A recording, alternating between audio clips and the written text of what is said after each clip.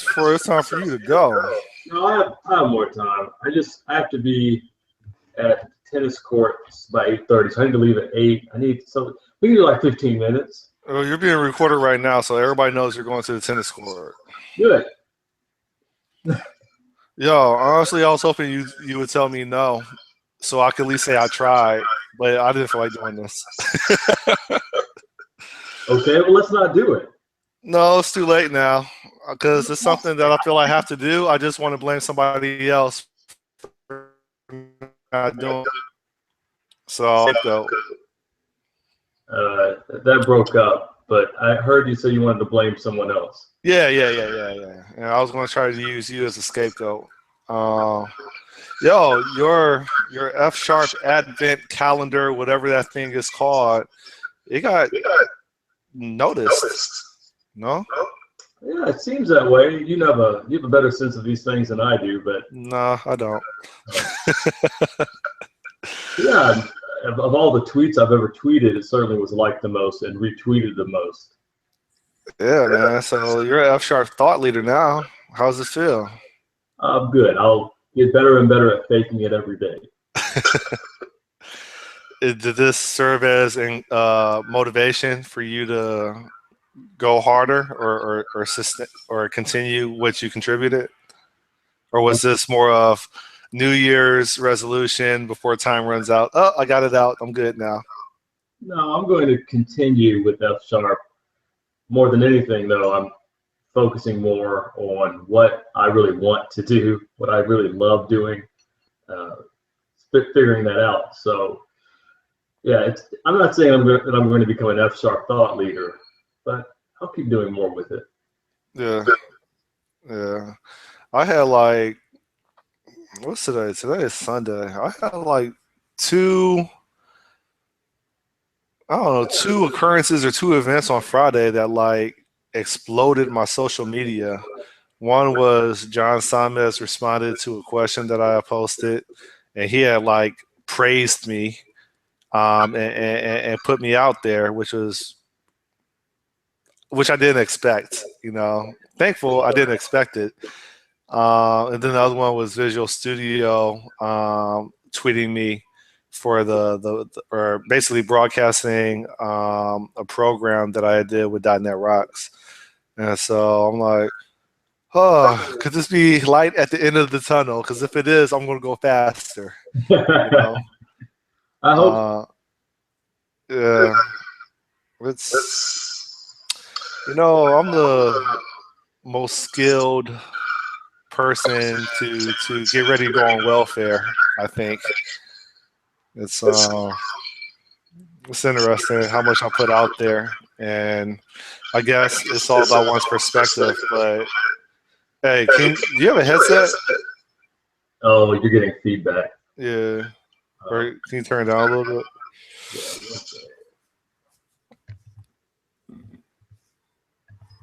Microphone check. 1, 2. What is this? My name is Scott Dog. This is what I do from 216. All right, it sounds better now. I almost started freestyling. Go ahead. Nah, well, you don't want me to. Scott Nimrod. He wants a hot bod. He has a nice car, better than his body. My car looks like nice a shoddy. Don't know what a shoddy is. What I'm about to get busy on a tennis court. Of course, Rick Pack always got it for you. Tech programmers, I can't rap. Apparently, you can. I'm really good when I got some drinks in me, and I just go. I'm like Twista. You probably don't even know who Twista is. Of course I do. Chicago. I'm the old school Twista. Like, yeah. But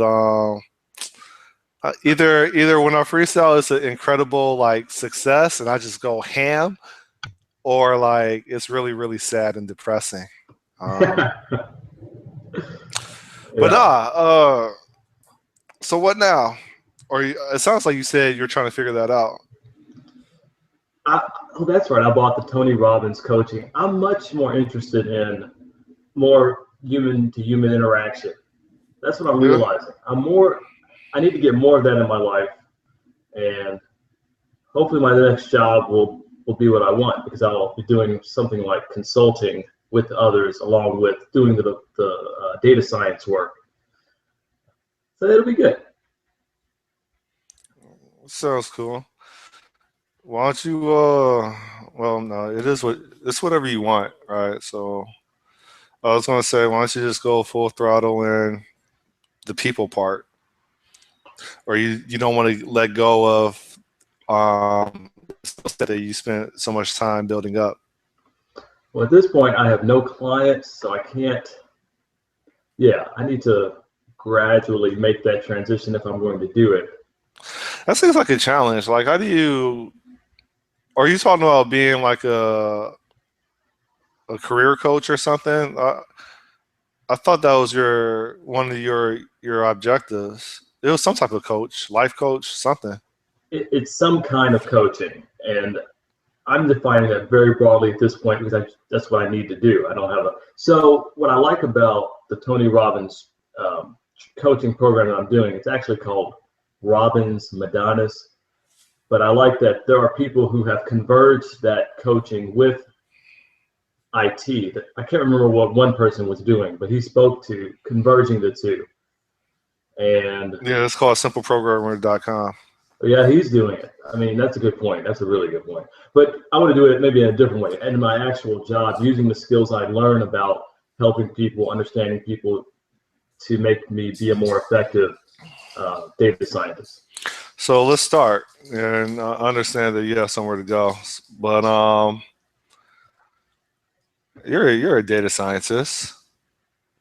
At the end of the day, is it all about numbers? Is it all about persistence? Is it all about massive and consistent action? And the law of probability or law of statistics will kick in as a law? I don't know what the law of statistics is, but okay, that's something I probably just made up. But more of the shotgun method. The more attempts that the more that you attempt, the higher the probability that you'll get a result. Well, if they're independent trials and every attempt has an equivalent probability of success associated with it. But you know what? I don't think we should talk about that. I think we should talk about you, because you have attracted a lot of attention, and you just said you're about to go on welfare. I don't know how serious that I is. am, man. It's been like 8 months and I have not been gainfully employed. I go hard, but apparently like my hourly rate is too high. I guess I'm supposed to do all this research, practice, refine my skill set so I don't make these mistakes on the job, just to make the same amount of money that someone that doesn't do what I do. I guess that's fair.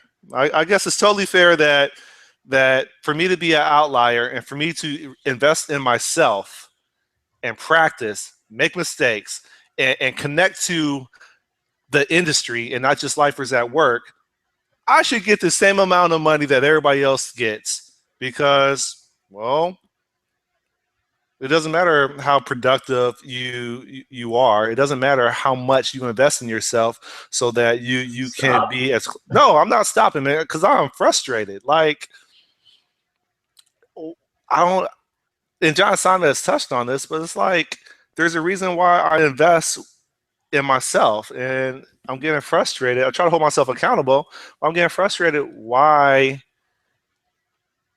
the people that are writing the checks don't value it. And yeah, you tell me to stop, I'll keep going because it doesn't make sense to me. I suggest you consider stopping, because when we talked privately, a concern I had was that your frustration was growing. And It is. well, you're not going to be as effective, maybe, if you're very frustrated, unless you're thinking that this frustration is going to just turn into more fire that will make you even more effective. It is. Okay, well, all right. You'll be like, I'm a human being. I'm allowed to express frustration. yes. I'm sorry I'm not a robot. I'm sorry that my Facebook isn't pictures of me reading textbooks. I'm a human being. Period. All right, whatever this world expects from a professional developer, well, they need to recognize that they're first a human being, and they experience emotion, they experience pain, they experience frustration, but they also experience joy and happiness. And I think that they need to reconnect to planet Earth if they think that we're all just walking robots and the only thing we obsess about is about algorithms and data structures. I'm cranky this morning because it's bothering me, but what else? I'm putting myself out there. I don't care anymore. Whatever. Right, Cookie? Yeah. So. Well, what is something positive that could come from you recording? Hold on one second. You gotta say it again. I didn't hear that at all. That's fine. What is something positive that could come from this frustration you're expressing? That I continue thinking within the mindset of the obstacle is the way. And I embrace these challenges. I embrace that the universe still isn't ready to accept me, that for whatever reason I still haven't proven that I'm serious and that I'm about it, and that I go harder, whatever that means. And then someone writes a book about my journey of frustration, pain, blood, sweat, and tears, and then the final outcome. There'll be what's that Will Smith movie where he was working on Wall Street? Something The Pursuit happiness. of Happiness. There'll be a sequel starring Scott Nimrod. You know what I mean? Because it's I always thought in the States, and I still believe that as long as you demonstrate that you deserve it, that you demonstrate that you deserve it, it's going to come. That's what we have here in the United States of America, is you demonstrate your hunger and you prove that you deserve it. And other people that don't have it, yeah, there's exceptions to the rule. Well, they haven't demonstrated that they deserve it. Or maybe they have demonstrated and that's why they have what they have, quote unquote. That's my belief system right now. It might change tomorrow. You sound good. That's what I'm realizing. You sound frustrated, but you don't sound exhausted. You don't sound defeated. No, I'm not defeated. It's just I'm very competitive, and so and I'm always used to coming from behind. My whole life I've been a late bloomer. I'm always used to people telling me no, no, you're not ready. People laughing at me, and so I'm kind of hardened, but it still hurts. You know what I mean? Yeah. So. How's your girl handling the pause of working? I don't know. Most people don't understand the what most most people, male or female, I think, or based on my personal experience, don't really comprehend the lifestyle of a software craftsman. You know, maybe I'm not a software craftsman, but I think I live the lifestyle of one. You know, and so this is probably a poor analogy that maybe it's not fair to compare, but maybe it's what it's like to date a lawyer or a doctor that has to stay on top, has to stay up to date, has to stay connected, or else if they don't, then it could be detrimental, not maintaining that habit or that routine. And so, I mean, I try to articulate to people that I bring into my inner circle, this is what it is right now in this chapter of my life. I'm trying to design a lifestyle, and I'm committed to it. And if you want to be a part of my inner circle, then well, you need to support me. You need to understand. And that's it. So, and they respect that. Good. What did John Sonmez? I haven't watched that video yet, but what did he say? Oh, well, I could. You want me to just play it, or you want me to just paraphrase? How about paraphrase? He he really represented me in a positive light. Right. He basically said on his episode, "Hey, I I got this question that was framed very differently, and it was pretty cool. And he was like, then he introduced my name. It's like this Scott Nimrod. By the way, we're friends. I'm like, oh, I'm a friend of John Simons. Ah, that's cool. He's like my friend Scott Nimrod, which is a very good guy. And then he kind of put out a not really a disclaimer, but a side note, or a footnote saying that Scott's a good guy, and I really realized what he was saying because I come off cynical, frustrated, and a jerk at times, and so he started talking about how I used to come off, which I still come off, it's just less frequently, of coming off cynical, sounding like I'm talking down to people, etc., to like me applying his feedback and lightening up, and instead of trying to prove how smart I am, how intelligent I am, which I may not be, to instead focus on trying to help people. And he used, because remember, maybe you don't remember, this is a second video that he responded to one of my questions. About a year ago, he responded to a question that I asked, in which the title of his YouTube episode was "How do I avoid being a one-hit wonder?" In which he was telling me, Scott, these are things you need to correct, But that was right after I did the .NET Rocks, my first .NET Rocks episode, in which he is very he, he for lack of a better term, he I guess I surprised him with how chill I was, and how engaging I was. And so he gave me props for that. And so in this recent episode, he talked about that, and he said that most people, they don't accept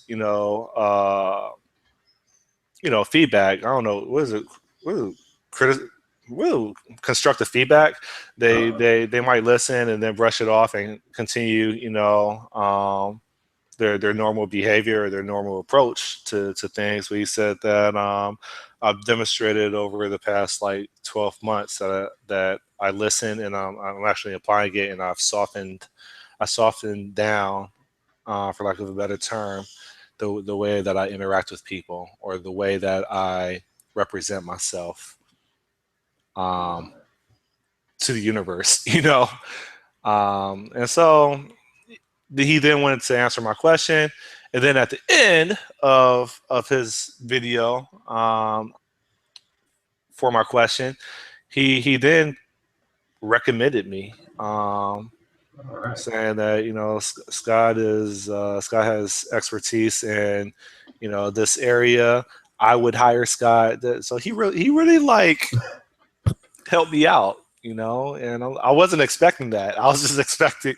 I did have an expectation that he would answer my question, but he even like praised me for the way that I for the strategy that I executed, in which I knew I had a YouTube channel, right? And so, I mean, yeah, I did purposely record a YouTube session, send it to him, in which I knew that there would be a high probability that he would talk about the video that I sent to him. And the side effect would be more people would be aware of um, my technical blog or my YouTube channel. And so he kind of like praised me for that as well. I love it. That was really good. Can you pause 1 second, though? I need to get my dog. I just need to let her in. 1 second. Yeah, we're good. And I need to check my YouTube, because apparently sometimes people post statements or ask questions. How do I do this? So what do I do? I'll go to my, it says live streaming. No. There we go. Okay. You are very courageous. Are you getting feedback from other people? Hold up. How do I navigate back to this? So I could check to see if I don't know how to. This is they need to integrate this because I don't know how to navigate to YouTube for this session that we're doing live and respond to any statements that people may have. Two people are watching. Yeah, but I have to go to YouTube, not stay on Google Hangout. Yeah. This is, y'all YouTube, Google needs to fix this. I mean, I appreciate everything that they put out that I don't have to pay for. Go that direction, then go all out. I'm sorry for being critical over something that is free. All right. Anyway, I quit. I don't know how to navigate to look at people's feedback on here. All right. Whatever. Well, Marcelo Lopez said the dog is stealing the show. How did you get there? I'm looking at the YouTube link. There's a YouTube link on Google Hangout? No, I went to YouTube, I went to your channel, and then I clicked the live event link. All right, I give up because it's not showing up in my video manager. That's okay. Well, I'll tell you, there are only 4 comments. JJ Smith laughed at something you said. Then JJ Smith Lago. Then he said, perhaps you shouldn't take it personally. I don't know. I'm not sure what that's about exactly. Marcelo Lopez said, true that. So they're agreeing with you. That's what I think is happening. People are connecting with you and feeling it. What? People connect with me? Now, you were saying something about, you said something personal to me. Like, I don't know if you said, congrats for putting myself out there. You said something related to it, I think. Courageous. Oh, that's right. Because what I'm hearing from you, what I get off of you is a leader. You're a natural leader. And I just thought I was a lone wolf. Well, I think a lot of leaders are lone wolves. I think a lot of, not most, who knows, but what did I read about this? You have leaders who, I remember hearing a leader speak, it may have been a TED Talk, and he talked about leaders often, at least of companies, often having more distrust in other people, often being more ego-driven, not wanting to have an authority over them. That sounds like I mean, I don't. The last part, no. I mean, I'm not a rebel. Okay. I think it's very important for you to respect your authority. I think it's very important for your authority for you to believe in your authority's vision. I mean, I think that's expected. I think that's a no-brainer. So, like, maybe I did misrepresent myself, in which, no, you can't manage me. No, you can. I want you to manage me to be successful. I want you to articulate the value in a decision that I don't understand at the time. All right, if that does happen. So, in regards to leadership, I mean, I had this conversation with people. I think that I don't know. I won't necessarily put myself in a category of alpha, but I think just because someone that may have alpha characteristics, or someone that may not always follow the herd, I think a leader has followers, and if someone doesn't have followers but they're doing their own thing and they're content with it, or they have conviction in the direction that they're going, but they're not recognized for having people that are following them, I just think they're a lone wolf. But that's just what I think. I kind of look at myself as a lone wolf. I don't think people trust me to follow me. There's a few exceptions. in some of the shops that I've worked in which people have sided with my belief system versus others. But I mean, that wasn't my intent. That was just me expressing my rationale about what I think would be an appropriate solution to addressing a problem. Oh, wow. That sounds like a very difficult experience. Which one? The Be overall, you feel like people don't trust you, don't trust your leadership. Period. They don't trust your leadership at least too often in workplaces. You may not want to be a part of this recorded session anymore if I say what I'm going to say, because I think people aren't aware of it. I think it's all subconscious for the same reason that Ted Newert had suggested that Scott, you just said that you're less likely to introduce yourself to like a 10 out of 10 woman in South Beach because you believe that she's like high maintenance and you don't want to deal with the cost or the emotional burden of trying to keep that relationship intact just because she may have or she does have so many options and that you have to continue providing value. He didn't say it in those words, but that's the way I would say it. And why am I saying this? I'm saying this because I developed that thought process as a pattern of past experiences, right? So I'm stereotyping. I'm putting those people that are really, really pretty into a bucket of the more prettier you are, the more maintenance you require, and is it really worth my time and effort versus having fun with someone that is not of that caliber physically, right? And so again, why am I saying that? It's because why am I saying that? Um, Yo, what was the last thing you said? Because I'm connecting the dot. It was about you feeling about the pain, the challenge of working in workplaces in which your leadership is not trusted. Oh yeah. Thank you. All right. So sometimes I believe that if I just looked like if this avatar right here looked like the typical senior or principal or project engineer. Notice I said the typical one, as referring to skin color and maybe like a couple of gray hair. I think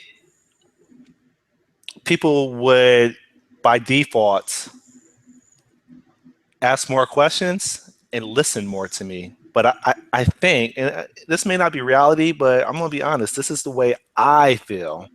I think because it comes from this shell, because it comes from this vehicle, this presentation, that I'm not taken as serious as someone else that would have the same amount of experience, but they look like what you see on TV. They look like the conference speakers at NDC London or whatever.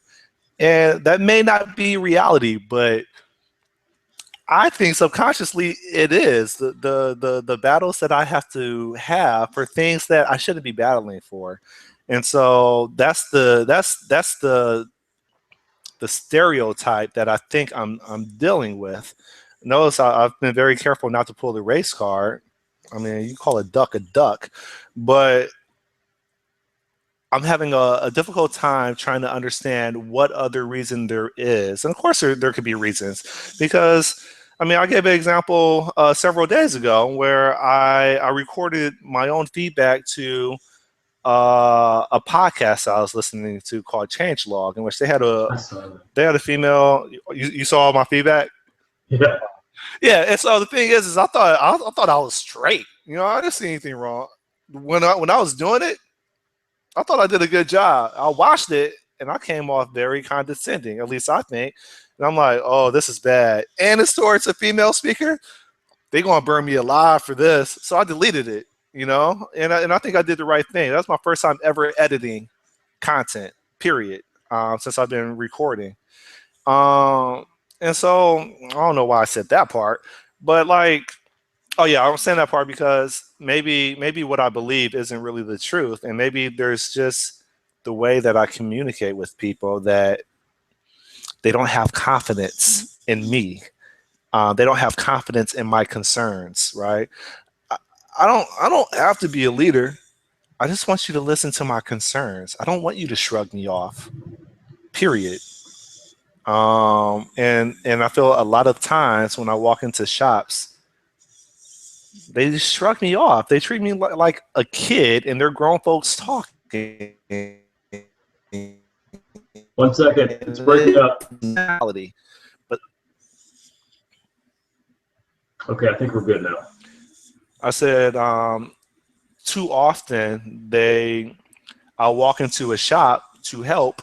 I'll walk into a shop to share my experience or my experiences working with other shops that were solving the same pattern of a problem.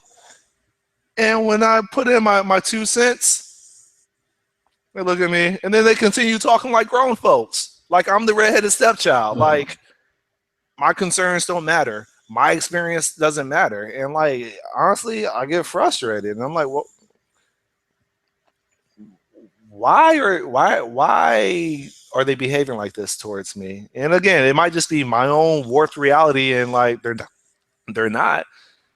But I think I think I am in touch with reality somewhat, and I mean that's one of my biggest struggles is not all shops, but the shops with the good old boys. Yeah, when I walk into the shop with the good old boys, that's how I get treated, and then I try to work with it, and then I end up just unloading my knowledge on what I think is an ideal approach, and then the approach that they're currently doing and the issues with it. And then I'll write a 5 paragraph essay, and then I really just go into it hard and expose that, well, maybe these people or that person hasn't really thought about everything, and this is why. And I just start going in. You know what I mean? So I do. I think you have a rare confidence. Most people, I think, in your position would have crumbled, would have become sadder, would have become less expressive. I, I just think you're a fascinating person. I don't mean to objectify you. I laughed like you said special. I'm like, what? No, I'm retarded? Like what? No, fascinating. I really wish I could help more, but let me tell you what's happening. So J.J. Smith Lago or Lego, he said that happens to me. I think he was referring to people not valuing the information that you're providing.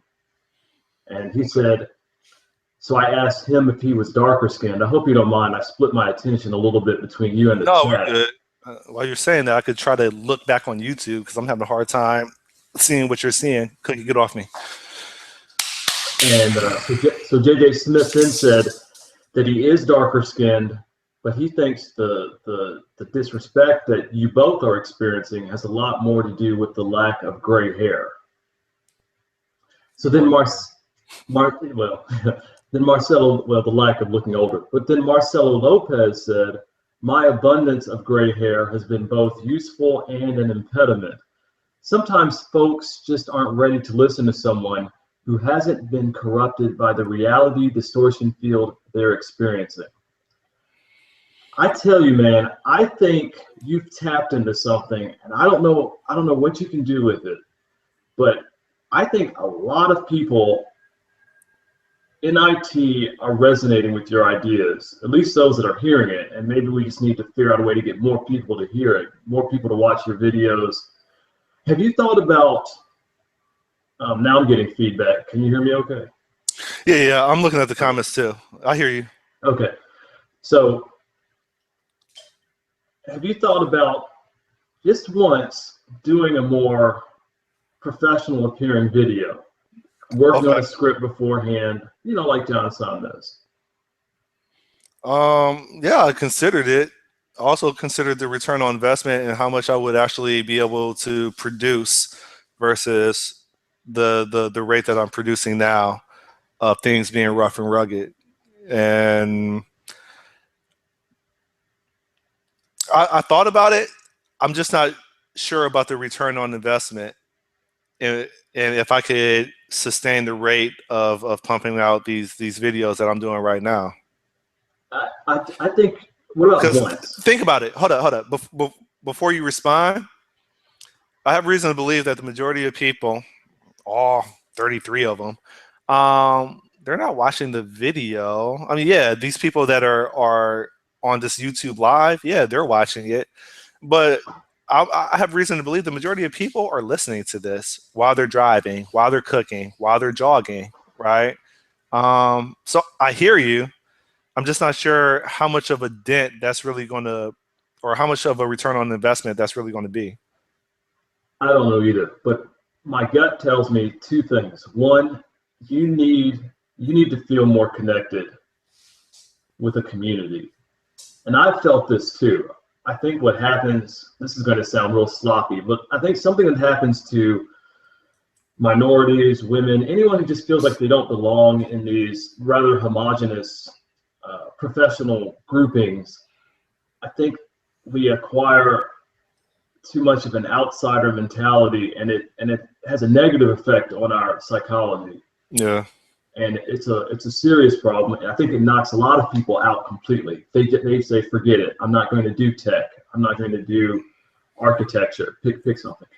So, but you may have figured out one way, or at least people that can find the courage to do so, to connect with more people. You do a video. You do video after video, speaking very honestly, and you'll find people, hopefully, that are resonating with you, that are on the same wavelength as you, and what will happen eventually is you'll be more positive overall, which is exactly what's happening. I think you're becoming more positive even as you deal with all these challenges, the extended period of not finding a job. Like Pav said, well, the job that I want, I could get a job. Okay. I could get a job. There's two things that really do matter to me, and people think it's silly, but this is how I'm investing my time for most of the time. It's not 40 hours a week. It's going to be like 45 to 50 hours a week. So how I spend my time, I really want to be careful that I'm enjoying it, right? So one is either I'm the lone developer in which I do things my way, right? And Scott, that sounds, you're not a team player. Well, I could be a team player as long as I'm happy with my team. Okay. And so like if I'm not the developer that is in charge, or the lone developer, then I want to be with a team that is professional. Okay. I want to be a team that values checks and balances, so that we know that there is a higher probability of success if we leverage industry practices today. I'm not going to say best practices, but industry practices today that are recommended to be to encourage a higher probability of success. And so like when I'm having phone screens or interviews, as soon as I find out that this mobile development team or this desktop application development team, they have no test suite whatsoever in regards to the actual developers instilling quality checks and balances into their code base, I don't want to work there. Why? Because now I have to dumb down my skills and I have to work at the pace that you have to work. And I'm going to be programming blindfolded, right? And just wasting my time spinning my wheels, right? And it's completely unnecessary based on the skill set or the techniques that I have developed, right? And so, again, it's not that people don't want to hire me. It's the fact that I'm bougie and I have a certain standard of who I want to work with. And I don't think that's wrong. I think that should be admirable. The other one is the hourly rate. I wasn't put on this earth to make what everybody else makes, especially living in a privileged country. That sounds really that might sound very bougie, very arrogant, but I believe as long as I keep investing and I do what most people aren't willing to do, then I should be compensated for that. I should be recognized for that. And people should see the value in that. And when people don't recognize the value in what I bring or what I've been focused on bringing, then, I want to be at a place that understands the value that I'm going to bring based on the investments that I have made that most developers don't know and they're not willing to do. And so that's why I'm struggling to find the right fit for me. It's not really, I don't get rejected because I don't get rejected technically. No, that rarely happens, right? It might happen for me at Google or Microsoft or Amazon, but that's not going to happen in normal companies that aren't high performing. It happens because we disagree over money or we disagree over how professional they are, because I want to work with professionals. All right, that's in my dissertation. Got it. So I understand that. I forgot what my point was, but I knew that. What I did was make the mistake of saying struggle to find a job instead of saying struggle to find the right job, compensation wise and team wise. And now we see Marcelo has said, you're talking about a well-formed team, guys, professionalism, standard of care, due diligence, do the right thing mindset. And apparently that's hard to find. Marcelo, do you agree? Unless I advance my IQ, and then I could join like ThoughtWorks or Microsoft. Who's JJ Smith? JJ Smith, you need a profile image. Yeah, I'll admit, if I come into a work environment and I'm the only black person, I get uncomfortable in the interview and it influences my performance. Really? I don't have that experience. But you're talking to the same person and I was telling Kristen, I don't know if you looked at the conversation I did with Kristen. I was telling her that, when I read books, there's a white voice reading it to me. So I don't have that same issue. I'm always the only black person. That's not the issue. The issue is I think that subconsciously people don't view me the same. Maybe they think that I'm there because of a government quota that was made. Or it's the company satisfying their diversity objective, and it has nothing to do with my skill set. Those are things I wonder about. But yeah, when I'm in a hallway and I'm walking to get a cup of water, and I see like another black employee, in my mind I'm like, that's interesting. He or she is black, right? Because I'm not used to seeing it, and obviously I'm the same color. So yeah, that's the way I've been programmed. But LOL. Let me go back to us. You still there? I am. So I want to come back to this idea because I think it's a good one. I think. What, polish? Putting lipstick on the pig? Listen. One video. Okay. One video. Not because you can't. Your frequency is awesome, and people are going to connect with some videos, not with others. So you're going to hit a lot of people, and that's great. But how about one video dedicated to something like the IT team that you want to work for? Because I think that dream is one that a lot of people will share. And what's happening, I think, is people are hearing you speak, reading your words, and they're going, I've been pushing all these thoughts down, and he's right. This is what I'm looking for, and I want to believe that such a team exists. I think people give up. They're like, well, in this IT sphere, you're not going to find managers that know what they're doing and care about good quality and so on and so on. They give up. Yeah, and where's this at? There was a recent episode on Simple Programmer where let me type in Simple Programmer real fast. Okay. I need to learn how to type. So click on that, and there's an episode where, okay, I'm on his page now, where he did like, I thought he did like 20 minutes on someone pretty much saying that every job that they go to is a horrible job because the same thing that I'm venting about. And John was like, "Well, welcome to reality. And this is business. It's not." I'm paraphrasing, so I might butcher what he had said, but he's basically saying this is the business of making money, and this being led by people that aren't software engineers, is being led by people that are business owners, and that things are messy, and the excuse of getting it out there is always going to be used, and it's always going to trump doing things right. I can't find it in here because he has so many freaking episodes, but kind of do a search. Well, while you're typing, Marcelo, I heard what you said, and I think I watched that video. I worry about that idea that people should just give up on what they want. That's not where I am right now, and it's not where you want. I'm sorry, where you are. We want teams that are well formed, function well, and we're going to find them. So staying with that positive idea, Marcelo said that he liked my idea of you doing a video that models the environment you'd like to work in, that others, and that would help others to build a team like that.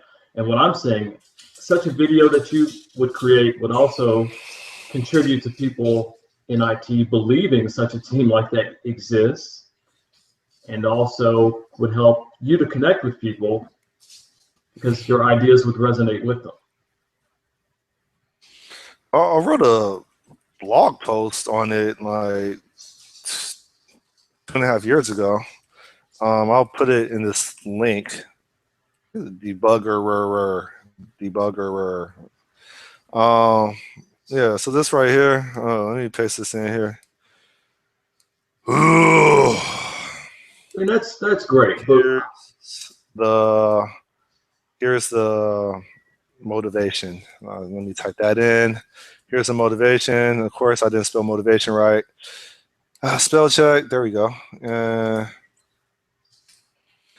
Are you a professional debugger? Right. And that basically is the motivation for how I want companies to behave. And I'll throw that in the notes as well. Here's the thing. Are you listening, Rick? I am listening. All right, let me. Oh shoot. Let me pause that. Focus back on you. My whole life,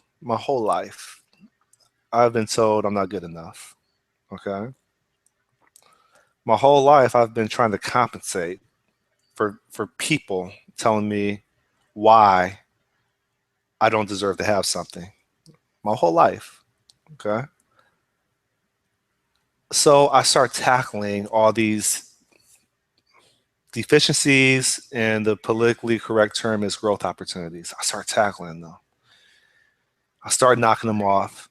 I start asking questions. I start harassing people until I get the answer that I need so I can move on, so I can move forward, so I can progress. I keep going hard. I keep going hard. I start building my understanding of how to build systems, my understanding of how to sustain systems while maintaining them. I keep building this up. The amount of people telling me that I'm not good enough, it starts to tailor off, right? It's still there, but it goes from every single thing, every single question I don't know, to there's no longer really technical interviews that I have. They're more behavioral interviews because usually the person interviewing me are concerned about showing their own growth opportunities. And I don't mean to say that in an arrogant way. I just saying that based on personal experience of the interviews and the companies that have reached out to me, right? And so why am I saying all this? I go from people always telling me I'm not ready, people telling me I'm not smart enough, people telling me I'm not qualified, maybe I'm still not smart enough, but I'm driven, right? To all of a sudden, I build all this up, I build all this up, I build all this up. 13 years later, I'm here now. What's up? And all of a sudden, everything that they told me I needed to know to be a productive member of the software development industry, it's not being practiced, right?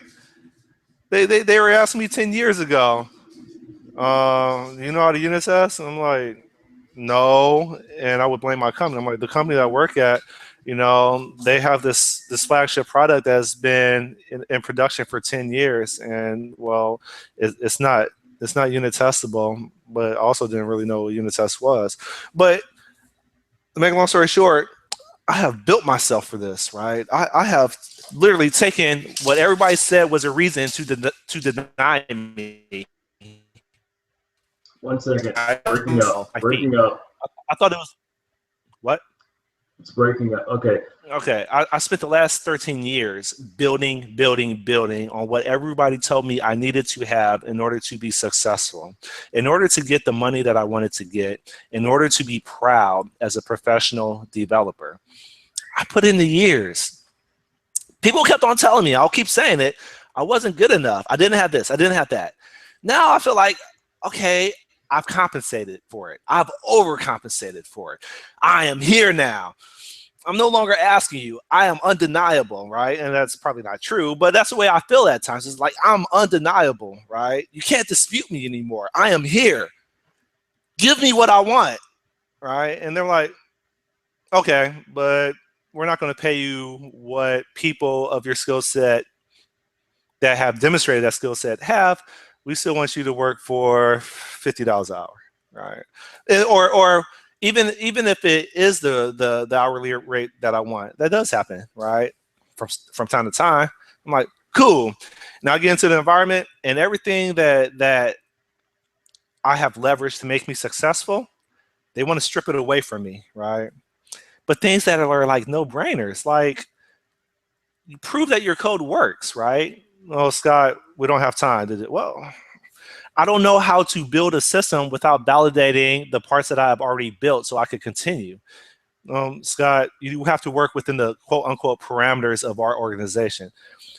You hired me to build a system, and now you're taking away the discipline that I used, that I got through your interview with on a whiteboard. You're taking all the stuff away from me that got me to where I'm at right now, and now you're denying me the specific disciplines that I need to be successful. Well, I call that environment that is setting me up for failure, and you basically know I won't succeed, right? And so I know I'm venting or ranting, but that is what has happened. I built myself up so that I can be able to get a job at probably 90% of interviews that I have, if it's based on technical ability, just for them to either give me the job and everything that I have learned to build a maintainable, sustainable system, they reject those practices, and now I'm one of the members on the team that failed to deliver, right? And it's a catch-22, man. And I know I haven't articulated the way that I would have liked, but hopefully you see my point of you resolve all the discrepancies that they find in you, just to realize that when you finally go full throttle into that project that requires that skill set, you're denied certain skill sets to really deliver on budget and before the deadline. And I see it over and over again, and it's like, it's stupidity. What they try to prevent you from doing, that increases the probability of you being successful. Why? Because even though you've been denied because of the lack of technical abilities and you've been compensated for it, you finally get there, and the people that expect you to have these abilities that you will be working with, they don't have them. You've been denying me entry into this lifestyle. You've been denying me entry for this job. You told me I needed all this in order to be employed by your company. You told me this. I get to your company. I'm employed because you can't deny the skill sets that I have, just to find out that your team doesn't have it. But you haven't denied them, but you denied me. That's why I have to be leap years in front of everybody, mainstream, just to be considered equal. That is proof. And I'm sorry I'm getting like emotional, but that is the goddamn truth. And it's annoying. And I cannot be the only person that has faced this. You're not. I'm pissed off now, man. Well, okay. I think you should take a deep breath. Woosah. No, really, I think it's a good idea. I've been making myself take deep breaths when I get frustrated lately. I'm doing a better job with that. Yeah. You see where I'm coming from, or do I have it all just skewed? Like that's not reality at all. Have you faced that? Where you've been told that you need all these skill sets and you sacrifice years of your life, you sacrifice friends, you sacrifice family, and you finally get brought in to realize that it's not needed at all because they don't even leverage it. But that's what you had to do so that you can finally get in. No, I haven't. While mainstream doesn't have to have that. I haven't experienced that exactly. I know what it's like to go into an interview and feel extra pressure, like one of these gentlemen said. Well, J.J. Smith could be a woman, I don't know. But yeah, I know what it's like to worry that one's skin color is going to be an impediment. So I do a lot of smiling. My style is different from yours. I kind of work harder to make people feel good. I'm not saying it's better or worse. It just is. You have more of the leadership qualities. And that's why I really would love for you to be out in front of people.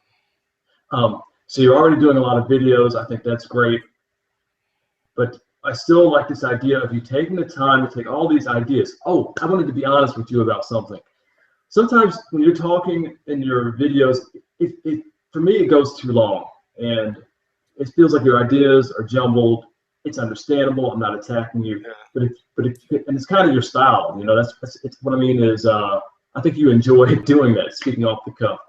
But I think if you did one video in which you took the time beforehand, not necessarily to script it out entirely, but at least to structure your ideas so that the video would come off more easily consumed, and did it. You don't have to get special lighting. I'm not saying do any of that. And maybe that video would speak to the idea of the kind of teams that should exist. Maybe someone would see that video and say, well, we have a team like that for you. Here you go. Maybe people would watch that video and say, Scott, I know what you're talking about. This is the kind of team that we need to be experiencing.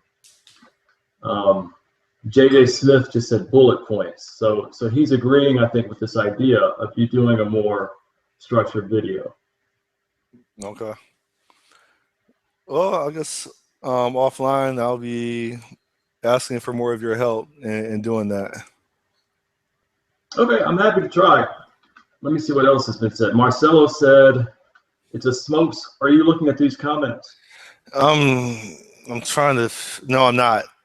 Let me try to get back there again. That's I'm not gonna read them. So Marcelo, he was talking about, I guess, the barrier that I'm not exactly sure what he's talking about, but he said it's a smoke screen. The soft interpersonal skills or lack thereof are what kill teams. Prove to me you can do quote unquote this, but now you can't use any of that if you work here. So he's resonating with you completely. Yeah.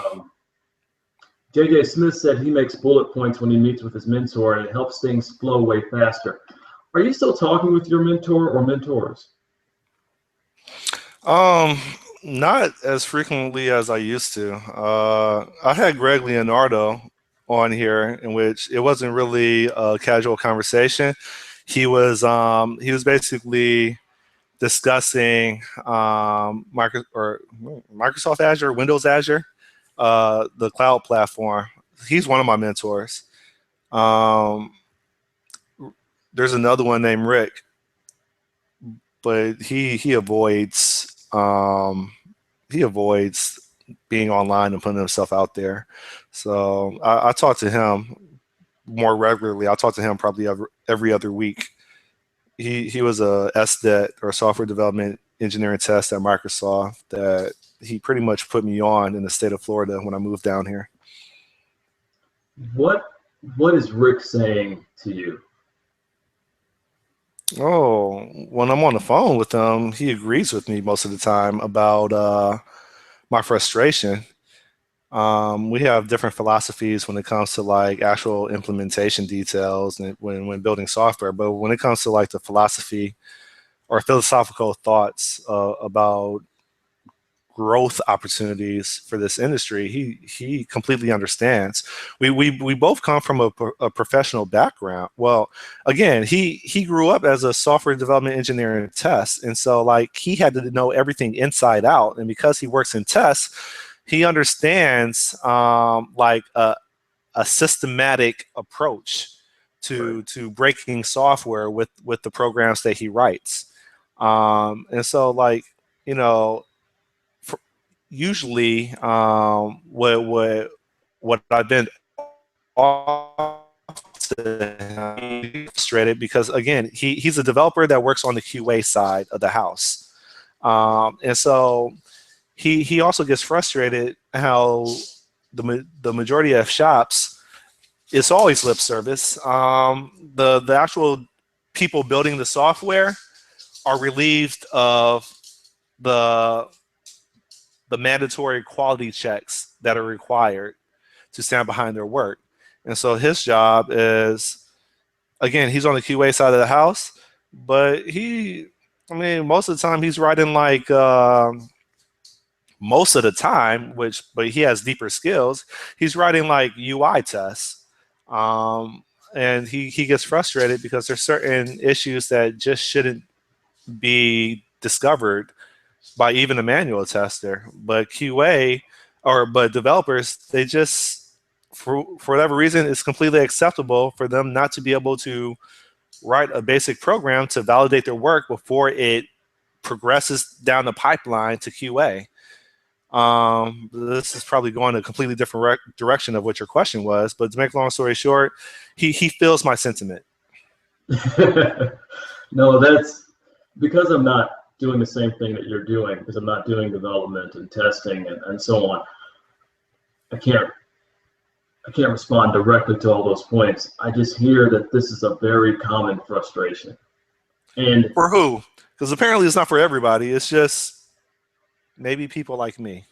Well, Rick said he's frustrated by it, right? Yeah.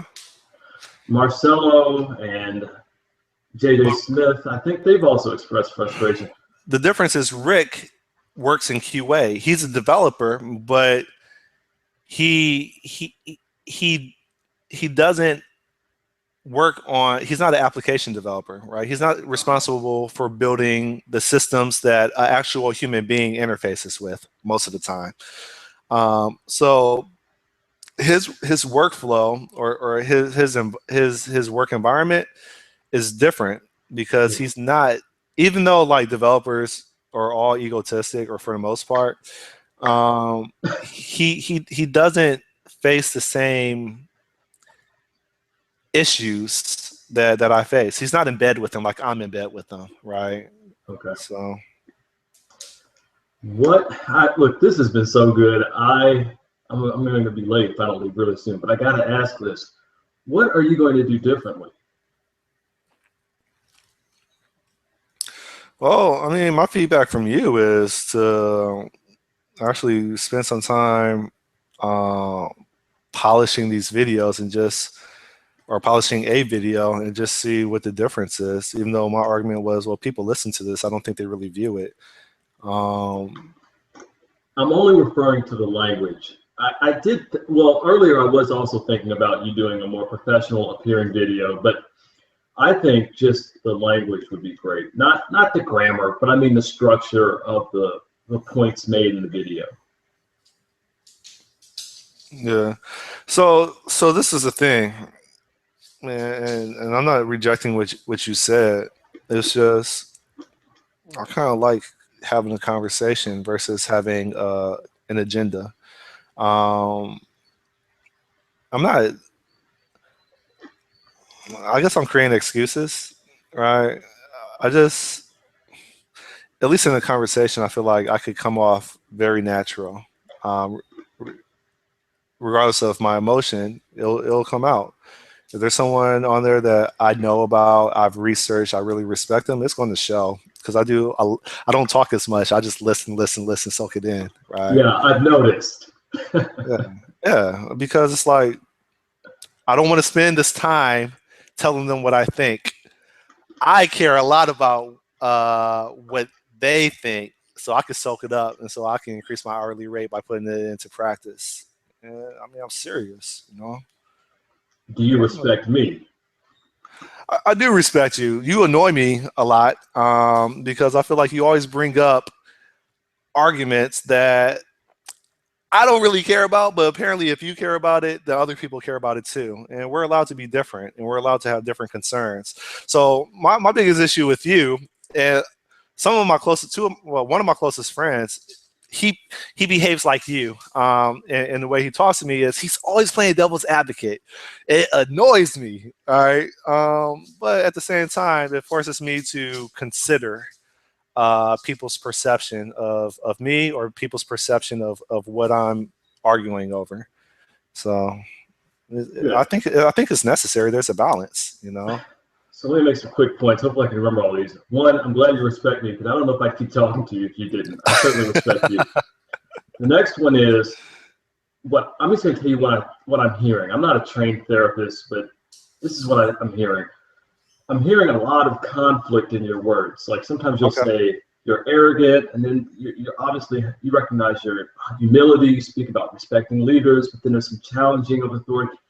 And I think writing your thoughts more, maybe just for yourself, not necessarily for a blog entry, doing at least one, try it, a structured video in which you organize your points might help you have more clarity about how you see yourself and the world. Now, you might say, I'm very clear about how I see myself in the world. Okay, at times, I'm not hearing it. And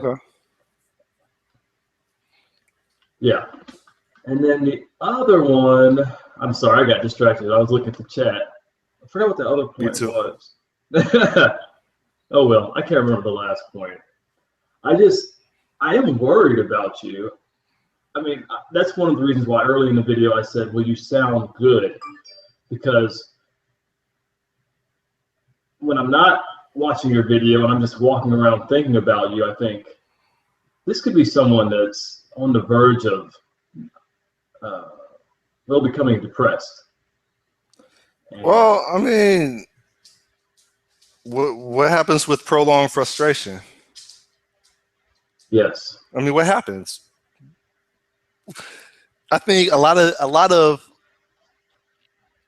things, because I can't think of the right word, so I'll just say things, has various stages. They go through stages, right? If there's somebody that you don't like, you first think about, you know, what they did that you don't like. Then you may next think about how you're going to retaliate. And then, oh, shoot, you might dwell on that thought of you retaliating in whatever form, right? And then you keep dwelling. Then ultimately, if you dwell on it enough, you carry it out and you actually execute on it. And then the next stage is you land in prison. So, like, yeah,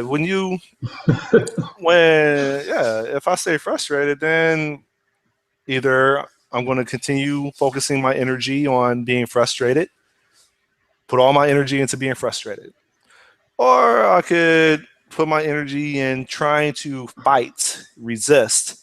And I really like that book, The Obstacle is the Way, because I've been trying to reshape the way that I approach challenges or obstacles and just say, all right, well, this is going to define who I am. I know that maybe most people don't go through what I perceive I'm going through, and I put emphasis on perceive. But maybe I'm going to leverage this to further define who I am and why I should have what I should have. And when I think about it within that mentality, it kind of adds fuel to my fire. You know what I mean? Yeah, I'm going to get that book. I just decided it sounds like a great book, and I've heard about it in the London Real podcast years ago, I think, or last year. I heard about it. Ryan Holiday. I remember that thing I was going to tell you. Sometimes I'm hearing absolute language coming out of you that I read somewhere that's associated with not feeling as good about life. So, like you said that I am always playing the devil's advocate, but you've seen me nodding my head a lot. I'm agreeing with a lot of your points. Yeah. So that's just an observation. Okay, I have to go, but this chat, okay, so Marcelo agreed with me. He said you could still keep it real and conversational, but he's wanting you to consider having a particular flow that carries a message. And that could be one of your videos at least. JJ Smith said, I like your content and structure. No, I like your content, but I'm having to reword these. I like your content, but structure would make it more digestible. But this natural conversational format helps me understand him. Perhaps you can find a balance. And I think you'll find more of a balance as time goes on. And now they're saying they have to leave, or at least one person is leaving, and I am leaving. I want to talk with you soon. All right. Send me an invoice for this therapy session, and I'll mail out the check. So no invoice. I have a challenge for you though. Watch some of this video. I'll do the same. I think it'll be good. Okay. All right. I usually listen when I go running to some of the videos that I do. So good stuff. All right. Thanks, Scott. All right. Goodbye. Thanks. Yep. See you, Rick.